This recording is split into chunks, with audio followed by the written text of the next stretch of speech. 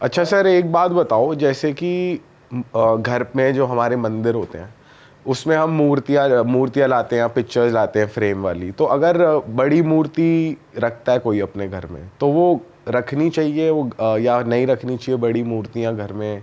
लोगों के लिए बेसिकली मैं पूछ रहा हूँ। और किन किन भगवानों की मूर्तियाँ हमें रखनी चाहिए? ऐसा भी कोई है कि हमें नहीं रखनी चाहिए किसी की? जो मूर्ति है घर में एक ही भगवान की मल्टीपल मूर्तियां नहीं होनी चाहिए।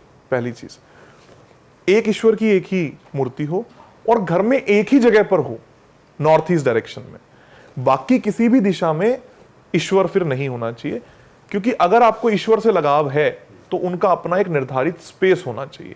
ऐसा नहीं है कि आप हर जगह कहीं पर भी उनको as a show piece use कर रहे हो। अगर आप सच में किसी कृष्ण को, किसी राम को दिल से मानते हो, प्यार करते हो, तो उनका एक कमरा निर्धारित होना चाहिए, पहली चीज।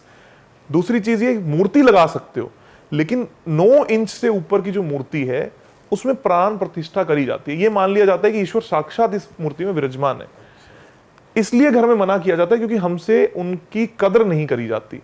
अक्सर जो लोग करते हैं उनके लिए बिल्कुल सही है, वास्तु में कोई प्रॉब्लम नहीं है, लेकिन फिर आपको उस ईश्वर की कदर करनी पड़ेगी, आपको उस पर भोग भी लगाना पड़ेगा, उस मंदिर को साफ भी रखना पड़ेगा, 3 टाइम का खाना भी देना पड़ेगा, घर में अकेले छोड़ के जाना भी नहीं होगा, बहुत सारी चीजों की आपको चीज करनी होगी। जब आप पिक्चर को देखते हो या आप किसी 2D फ्रेम को देख रहे हो, वहां पर यह माना जाता है कि ये उनका स्वरूप है, ये स्वयं नहीं है। हमारे भारत में ये भी बहुत गलत बात है कि हम घरों के बाहर गणेश जी की फोटो लगा लेते हैं, मूर्ति लगा लेते हैं। गणेश जी आपके गार्ड नहीं है ना, गणेश ईश्वर है। अगर आप अपने ईश्वर की कदर करते हो तो घर के अंदर रखो, प्रेम से रखो। घर के बाहर आपकी रखवाली करने के लिए गणेश जी नहीं बैठेंगे, है ना। आप गणेश जी की रखवाली करोगे, गणेश जी आपकी रखवाली नहीं करेंगे कभी भी। सर, जो हमारा कार्मिक चार्ट होता है, जो हमारे पैदा होते ही बन जाता है, उसमें आप यकीन रखते हैं? बिल्कुल करते हैं। तो अब मुझे बताओ कि अगर उसमें कुछ चीज़ मिसहैप है, ठीक है, मिसहैप है, और या फिर वो इतना ग्रेट नहीं है कि पैदा होते ही कार्मिक चार्ट है कि ये मीडियोकर जिंदगी जिएगा, और अब वो आ जाता है वास्तु के बिलीव में, वो प्रैक्टिसेस शुरू करता है, क्या वो प्री डेस्टाइंड कार्मिक चार्ट बदल जाएगा? जैसा मैंने शुरुआत में इस बारे में बात करी थी, प्री डेस्टाइंड कुछ नहीं है। जैसे आप जो कार्मिक चार्ट एक बन जाता है कि हाँ, मैं समझ गया, इवेंट्स, मेजर इवेंट्स पता लग जाता है। जैसे सर वो है कि एक्सीडेंट होगा, जिससे कि पता चल जाता है अब कि एक मेजर इवेंट है, ये इस टाइम से इस टाइम तक थोड़ा हैवी है, टाइम हैवी है। बिल्कुल ठीक है। अब मैं आपको इनकी कोरिलेशन बताता हूँ। आप यहाँ से चंडीगढ़ जा रहे हैं, डेस्टिनेशन ए पॉइंट और बी पॉइंट फिक्स है, रास्ता फिक्स नहीं है। कौन सी गाड़ी पर जा रहे हैं ये फिक्स नहीं है। आप कितने ऐश्वर्या के साथ में जा रहे हैं ये फिक्स नहीं है। एक्सीडेंट फिक्स है, एक्सीडेंट कितनी बड़ी चोट देगा ये फिक्स नहीं है। आपकी कुंडली में लिखा हुआ आया इसका, इस व्यक्ति का ट्रक से एक्सीडेंट होता है, जरूरी नहीं है कि वो आपको इतना फिजिकल एलिमेंट्स दे दे कि आपकी लाइफ ही खराब हो जाए। अब इसको मैचिंग कहां से मिलती है? जिसके भी घर में साउथ ईस्ट में पूजा रूम है, साउथ ईस्ट डायरेक्शन में पूजा रूम है, जिसके भी घर की एंट्री साउथ ईस्ट की है, जिसके भी घर के साउथ ईस्ट डायरेक्शन में काला रंग है, नीला रंग है, उनका एक्सीडेंट होगा और उनको पीड़ा ज्यादा होगी, प्रॉब्लम ज्यादा होगी। पूजा रूम है तो जिस भी घर में एक्सीडेंट से डेथ हुई हो कभी, उनके घर में साउथ ईस्ट में आपको भगवानों की तस्वीर मिल जाएगी। ये इतना फिक्स है। कुंडली में हर महीने, हर 15 दिन में एक इवेंट ऐसा आता है जो बुरा होगा, एक इवेंट ऐसा आता है जो अच्छा होगा, पर ये घर डिसाइड कर रहा है कि आपका वो इवेंट कितना बड़ा और कितना छोटा हो जाएगा। एक और एग्जांपल है, आपकी कुंडली में लिखा हुआ है कि आपके 1 महीना हॉस्पिटल में बीतना है। हो सकता है कि आपका कोई फ्रेंड है या कोई दूर का रिश्तेदार है, उसको कोई प्रॉब्लम हुई और आप खून देने चले गए।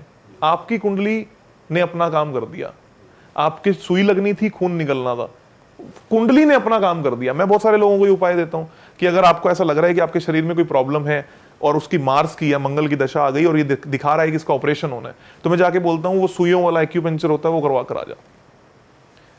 एस्ट्रोलॉजिकल सेम उपाय हो गया। आपके शरीर में सुई चुभनी थी, खून निकलना था और उपाय होना था, 1 महीना बेड पे रहना था, और एक्यूपंक्चर कम से कम 1 से 1.5 महीना लेता है जो प्रोसेस है, तो आपका उपाय सेम हो गया। डिस्टाइंड जो कर्मा है उसने भी अपना रोल प्ले कर दिया, वास्तु ने भी अपना रोल प्ले कर दिया, होना तो है ही। अब आप किस तरीके से करते हो वो। So this is so interesting कि तुमको पहले मालूम पड़ जा रहा है कुंडली से कि ये हॉस्पिटल में टाइम स्पेंड करेगा, ये हॉस्पिटल में टाइम स्पेंड करेगा। जैसे एक और बहुत सिंपल सा एग्जांपल है, जिसका 12वां नंबर खाना एक कुंडली के अंदर होता है, हालांकि मैं एस्ट्रोलॉजी को बहुत ज़्यादा प्रेफरेंस इसलिए नहीं देता क्योंकि मेरा मानना ये है कि मेरे पास अगर स्वर विज्ञान और वास्तु है तो एस्ट्रोलॉजी मेरा कुछ नहीं कर सकती। अगर 12th हाउस आपका एक्टिव होता है तो आपको हॉस्पिटलाइजेशन होता है, आप हॉस्पिटल में जाओगे ही जाओगे। आपकी दशा आई 12वां खाना, बच्चों का खेल है, मेरी 12 वीडियोस यूट्यूब पे पड़ी हैं, सीख लो, सबको समझ में आ जाएगा। उसमें आपको पता लगा इस व्यक्ति का हॉस्पिटलाइजेशन होना है, उसी वक्त पर आप दुबई घूमकर आ जाओ, मतलब फॉरेन लैंड पे जाओ, आपका हॉस्पिटलाइजेशन टल जाएगा। ये गेम है, क्योंकि वही हाउस आपको हॉस्पिटलाइजेशन दिखाता है, वही हाउस आपको फॉरेन ट्रैवल दिखाता है, वही हाउस आपको मॉल्स के अंदर शॉपिंग दिखाता है। सर एक क्वेश्चन आ रहा है मेरे माइंड में कि सिंस आप ये प्रैक्टिस करते हो, you know about it right, तो मैं ये बस बहुत रैंडम क्वेश्चन है कि आप लास्ट टाइम कब बीमार हुए थे या कभी जाना पड़ा, ऐसा कुछ हुआ? आप इस तरीके से प्लान कर रहे हो अपनी लाइफ, उसके या अकॉर्डिंग आप चलते बचा हो? लेते हो अपने आप मैं इस तरीके से तो प्लान आप कर रहा हूं। मैं लास्ट बीमार हुआ था जब मुझे कोविड हुआ था, और टचवुड कोई कोविड मतलब हुआ था, मतलब उस कोविड को जब तक रिपोर्ट आई तब तक तो नॉर्मल भी हो गया। पर सर हम यहाँ पे मेजर बीमारियों की बात कर रहे हैं ना, जैसे बुखार उखार तो नॉर्मल है, वो ये तो देखो होगा भी, मतलब ये तो होना भी चाहिए, अब प्रैक्टिकली आपकी बॉडी के लिए अच्छा होता है। बट टचवुड मैं मेरे अब ऐसी बातें यूट्यूब पे नहीं करनी चाहिए, हालांकि मैं, मेरा परिवार, हम सब लोग बहुत अच्छे तरीके से एक हेल्दी जीवन को व्यतीत करते हैं। कोई प्रॉब्लम आती भी है तो कोशिश ये रहती है, मैं ईश्वर से डर के बोलूँगा कि हम सॉल्व कर लेते हैं। मुझे लगता है, जो मुझे समझ आया आपके साथ बैठ के, कि इंसान अगर अवेयर हो जाए और जो एनर्जीज हैं उनके साथ मिल के खेले, कोलैबोरेट करके खेले, तो आगे बढ़ना ईजी हो जाता है, बहुत ईजी हो जाता है। मैं आपको एक सिंपल सा एग्जाम्पल दे रहा हूँ ना, आज अगर मैंने किसी से 21 करोड़ रुपए कंसल्टेशन ली है, कोई मजाक तो नहीं है। कितने लोग होंगे जो बिजनेस को संभालते होंगे, जो अपनी टीम भेजते होंगे।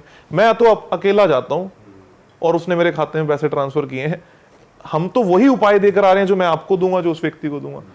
और जो दे रहा है, क्या वो पागल है? यूट्यूब पर बैठकर कमेंट कर देगा 21 करोड़ से 200 करोड़ बनाने की सोच रहा है या 2000 करोड़ बनाने की हाँ 2000 करोड़ बनाने की सोच रहा है, उनका आईपीओ लॉन्च हो रहा है। आप इस बात को सोचने की कोशिश कीजिए कि कोई भी व्यक्ति यूट्यूब पर बैठकर ये कर सकता है, ये सब पाखंडबाजी है। लेकिन एक बिजनेसमैन जो 1000 करोड़ बना चुका, उसको पाखंड नहीं लग रहा, तुम्हें पाखंड लग रहा है। अगर मैं लोगों को 21 करोड़ तो खैर बहुत ज्यादा लग रहा होगा, मैं बात बोलता हूं कि मेरी बेसिक मिनिमम फीस जो 12 लाख रुपए है, अगर मैं आपसे 1 घंटा बैठकर डिस्कशन कर रहा हूं या कंसल्टेशन दे रहा हूं, अगर मैं 12 लाख रुपए आपसे चार्ज कर रहा हूं और कोई मुझे दे रहा है, तो कुछ तो उसकी लाइफ में दिया होगा, तभी वो दे रहा है। अदरवाइज कोई क्यों देगा, सवाल ही नहीं पैदा होता। और अगर मैं ये बात बोलकर देता हूं कि अगर आपको फायदा ना हुआ तो मेरे से पैसा वापस ले लेना, तो क्या दिक्कत है? प्रॉब्लम यहां पर आती है कि हम अंधविश्वास मान रहे हैं। मैं तो ये बात बोल रहा हूं, जस्ट अप्लाई। अगर आपको ठीक लगे तो करो, नहीं तो मत करना। बट लेकिन सर पता है, लोग विश्वास नहीं कर पाते क्योंकि पाखंडी और ढोंगी लोग भी बहुत बढ़ रहे हैं, तो इसलिए फिर ऑडियंस, फिर जनता को लगता है कि यार अच्छा, जो कहते हैं ना कि अगर एक खराब है तो पूरा फिर सारी कम्युनिटी ही खराब हो जाती है। हर जनता को सबसे पहले इस बात का ध्यान देना है, साइंस मानना है, विश्वास नहीं करना। जब विश्वास की बात आती है ना कि यार मैं मानता हूं तू भी मान ले, यहां से पाखंड शुरू हो जाता है, यहां से झूठ स्टार्ट होता है। जब प्रैक्टिकलिटी स्टार्ट होती है, जब भी मैं किसी कंसल्टेशन करता हूं, मैं ये बात बोलता हूं, मुझे लिख कर दो कि क्या प्रॉब्लम है और मैं आपसे लगभग 30 दिनों के बाद मिलूंगा। अगर वो प्रॉब्लम ना सॉल्व हुई तो मेरे को आपसे कोई पैसा नहीं चाहिए। अगर आपके अंदर ये कॉन्फिडेंस है तो सामने वाले को लगता है कि हाँ यार साइंस की बात कर रहा है। अगर मैं बोलूंगा जी मैं आता हूं और आपके पास चमत्कार होते हैं, बोलते चल भाई। हमारे साथ में प्रॉब्लम क्या है कि ज्यादातर लोग इस पद्धति पे चलने वाले हैं। जैसे वास्तु के नाम पर आपको सामान बेचकर चले गए।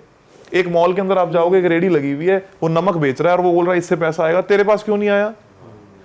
Try to understand. एक रेमेडी सबके लिए काम नहीं करती। आपके सिर में दर्द है तो डॉक्टर आपको अलग एनालाइज करेगा, आपके में अलग है तो आपको अलग एनालाइज करेगा। अगर एक डॉक्टर सभी को एक ही सिर दर्द की दवा दे रहा है तो वो झूठ बोल रहा है। एनालिसिस मस्ट है और हमारी हर साइंस एनालिसिस देती है। मैं इसका एक और एग्जांपल देता हूं। आप सभी लोगों ने शिव जी की बात करी, अब गणेश जी के मंदिर चलते हैं। गए हो गणेश जी के मंदिर? हम लोग गए। जो भी बच्चा पढ़ाई में वीक है, अगर वो हर बुधवार को गणेश जी के मंदिर में जाता है तो उसकी बुद्धि स्ट्रांग होनी स्टार्ट हो जाएगी। हमारे जो मंदिर हैं वो सिर्फ ईश्वरीय शक्ति को प्राप्त करने के लिए नहीं है, वो अपनी मैनिफेस्टेशंस को पूरा करने के लिए। जैसे गणेश जी एकमात्र ऐसे डाइटी हैं, एकमात्र ऐसे देवता हैं जिनका शरीर बच्चे का है, लेकिन दिमाग जो है वो सबसे ताकतवर जानवर का है, सबसे हैवी जानवर का है।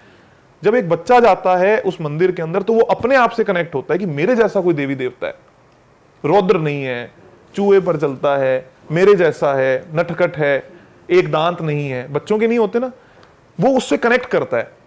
और हर मूर्ति सिद्ध मंदिर में पश्चिम दिशा में लगी होती है, आप जाओ चेक करो क्यों लगी होती है, क्योंकि पश्चिम दिशा स्पेस एलिमेंट की है और वहां पर देखकर पाठ पूजा करने से मैनिफेस्टेशन जल्दी होती है। अब जब बच्चा पढ़ाई के टेबल पर गणेश जी की मूर्ति छोटी सी लगा लेगा, रख लेगा, ये कॉपियों में गणेश जी का स्टिकर भी बना लेगा, तो उसकी बुद्धि स्ट्रांग हो जाएगी। ये उपाय हैं और ये हमारे ही शास्त्रों के उपाय हैं। मैं कोई, हम पाखंड की बात नहीं कर रहे, कोई ताबीज की बात नहीं कर रहे, कोई तंत्र मंत्र टोटकों की बात नहीं कर रहे। मैं ये बात बोल रहा हूं कि A + B = C, आपको वो A और P जानना है।